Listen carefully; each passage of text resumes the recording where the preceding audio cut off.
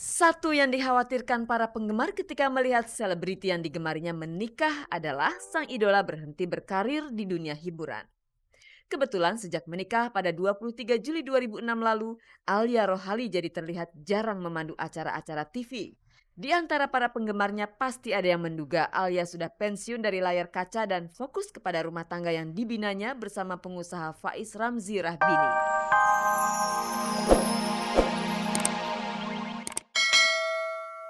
3 menitan, karena Reza bertindak sebagai cameo. Eee, apakah itu figuran atau katanya, "Reza itu cameo kok." Cameo apa sih sebenarnya? Saya baru dijelasin cameo hari ini, oh ternyata cameo tuh ada nilai tersendiri, but I don't care. Kenapa 3 menit? Justru karena 3 menit saya mau ngambil.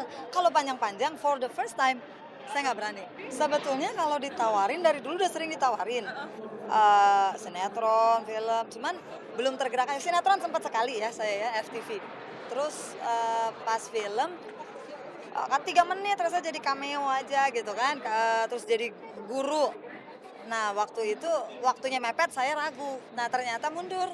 Waktu ada terus keep in touch dari pihak, Star Vision ya, dengan manajemen terus kontak-kontak pas dan hati saya tergerak, ingin gitu ya. Jika suatu saat nanti Reza kembali mendapatkan tawaran main film, karakter seperti apa sih yang ingin ia perankan? Andai kata suatu saat ada, boleh, sebagai tapi yang heroik ya. Yang heroik tapi tokoh wanita, misalnya tentang perjuangan wanita. Nah, itu mau saya.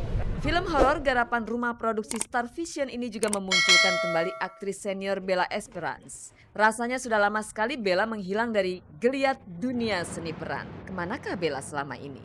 Dan mengapa ia lantas memilih bermain dalam film horor sebagai langkah comeback-nya di bidang akting? Emang banyak orang suka bilang Bella kalau main itu tiba-tiba ya suka menghilang, tiba-tiba muncul lagi, bikin gebrakan lagi. Bukannya itu taktik saya, tapi emang itu mungkin porsi saya diberikan sama Maha Kuasa, memang harus begini ya beginilah.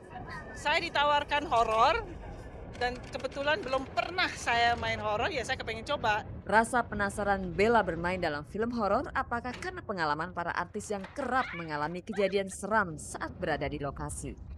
Penasaran karena horor, belum pernah saya main horor. Apakah seserem seperti aslinya apa enggak? Eee, Kebetulan banyak orang bilang saya seorang pemberani. Jadi saya sebenarnya ingin membuktikan pada diri sendiri apakah benar, di lokasi ada yang aneh-aneh apa enggak. Tapi ya mungkin karena saya kalau di lokasi saya kan suka minta izin dulu kepada yang tidak kelihatan. Ya, kepada saya pribadi tidak ada kejadian yang aneh-aneh. Paling yang aneh saya dapat aroma, kadang-kadang bau dupa, iya. Pemirsa, Kiki Fatmala dan Ira Maya Sova sama-sama sedang menjalani sidang perceraian mereka. Kasus cerai Ira sudah memasuki tahap kesaksian, sedangkan kasus perceraian Kiki dan Christian belum mengalami kemajuan apa-apa. Sebenarnya apa yang menjadi kendala? Kita simak saja liputannya berikut ini.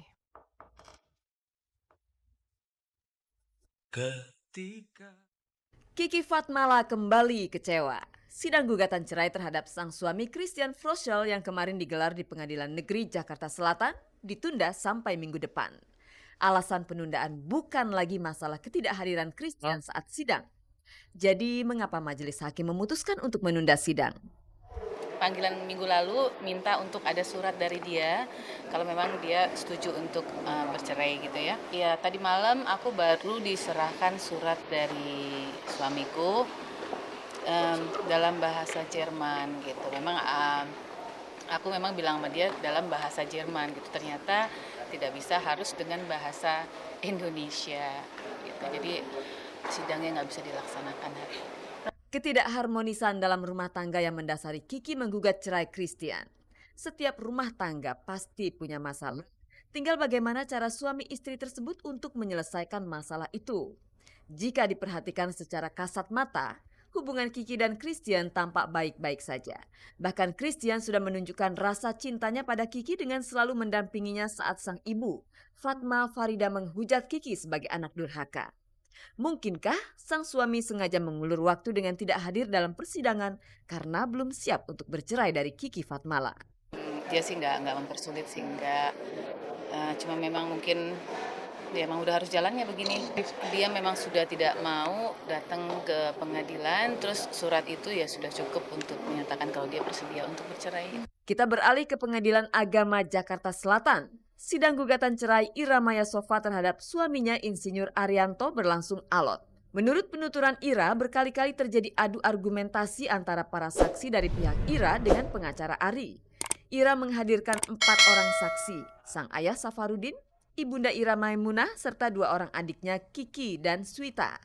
Dalil gugatan apakah yang menjadi keberatan Ari? Tadi saya keberatan terhadap penjelasan saksi yang menyatakan saksi mendengar dari orang lain, pihak ketiga. Saya mendengar dari mami, saya mendengar dari ini, saya mendengar dari ini. Itu saya keberatan. Karena kesaksian dengan mendengar tidak boleh.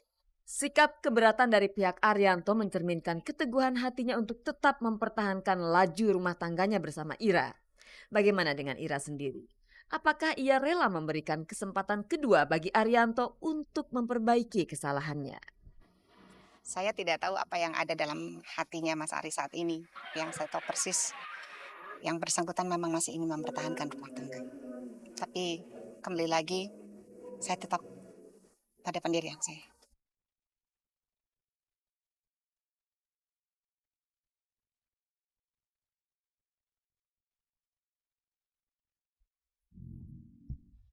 Pemirsa, Alia Rohali dan Debbie Sahertian hingga detik ini belum juga memberikan tanda-tanda bahwa mereka sedang berbadan 2 alias hamil. Apakah Alia menunda untuk punya anak dari Ramzy? Lantas bagaimanakah dengan Debbie yang sudah berusia kepala 4? Adakah niatan untuk memiliki keturunan dari Andre Dumais? Pemirsa, berikut beritanya.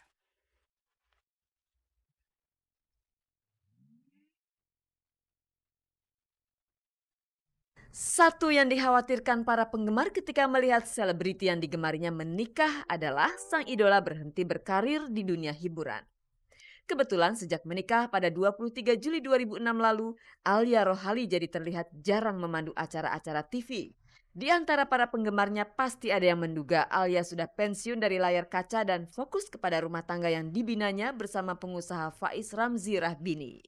Sibukan sekarang ya masih nge-MC aja, acara-acara off air, terus saya juga bawain acara ada Apa Kabar Indonesia di TVRI. Terus ya ngurus anak dan suami lah yang paling banyak. Tak aneh jika Alia Rohali lebih fokus kepada rumah tangganya. Alia tentu tak ingin mengulangi kegagalan dalam berumah tangga kedua kali.